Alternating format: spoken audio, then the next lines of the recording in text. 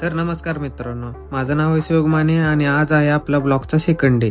आज काय आपण उठून कॉलेजला गेलो नाही कारण आपल्याला बरं वाटत नव्हतं. उठल्या उठल्या आपला ब्लॅकी आपल्या जवळ आला. ब्लॅकीला आपण गोंजारलं, थोडासा लाड केला. मग आला रोहित भाऊंचा फोन आल्यानंतर म्हणलं आपण गाडी काढावी. गाडी काढली. मग काय गाडी काढल्यानं हौदाव थांबलं. हौदाव गेल्यावर रोहित म्हणला आलोच. मग काय रोहित भाऊ स्वतःची गाडी घेऊन आले. मला म्हणलेले की गाडी घेऊन येऊ, पण आले ते स्वतःचीच गाडी घेऊन.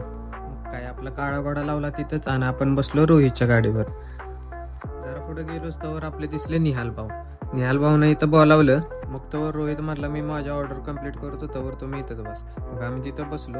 मग काय रोहित भाऊ म्हणले चला पेट्रोल टाकायला.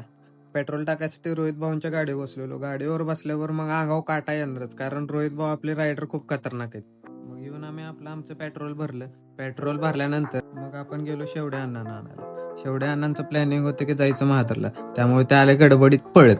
मग काय आम्ही निघालो महादर तळ्याच्या रस्त्याला जाताना तळ दिसतंय तरी पण आपल्या रायडरची काही गाडी थांबना. मग रायडरला आपल्या गाडी थांबवायला लावली. मग काय रोहित भाऊ म्हणले आपल्याला काय बाहेर न बघायचं नाही, आपल्याला आत जाऊन बघायचं. म्हणलो आम्ही चाललो आत. मग काय आम्ही आत गेलो. आत गेल्यानंतर तळ बघतोय तर एकदम खतरनाक दिसत होतं.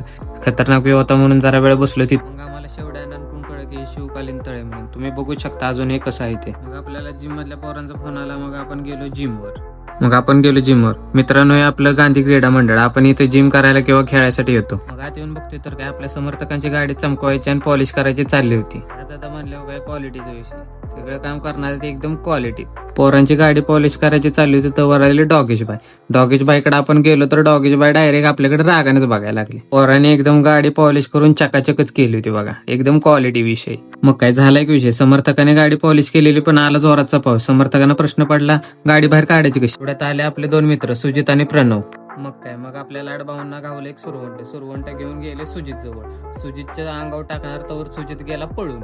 आपला सुजित भाऊ बिचारा पावसात भिजत त्या सुरवंटाच्या भीतीने काय येत नव्हतं, पण आपला लाड भाऊ पण काय ऐकत नव्हतं, त्यामुळे सुजित पण गेला पुढं. शेवटी लाडनं सुरवंट टाकून दिल्यानंतर मग सुजित आला आपला मंडळात. आपला ब्लॉग तुम्हाला कसा वाटला ते कमेंट सेक्शन मध्ये नक्की सांगून जावा आणि पुढच्या ब्लॉग साठी फॉलो आणि सबस्क्राईब करा.